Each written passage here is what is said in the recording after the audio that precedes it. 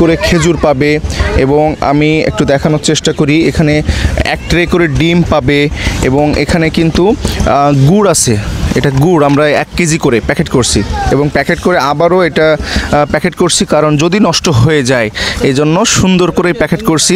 খেজুরের গুড়ের গন্ধটা খুব ভালোই লাগছে রোজা থেকে এবং এবং এটা কিন্তু খেজুর প্যাকেট করছি এবং আমরা এভাবেই এখনও আমি দেখাই, এখানে পেঁয়াজ আছে, রসুন আছে, মুড়ি আছে, হ্যাঁ সব কিন্তু এইভাবে আমরা প্যাকেট করার চেষ্টা করছি।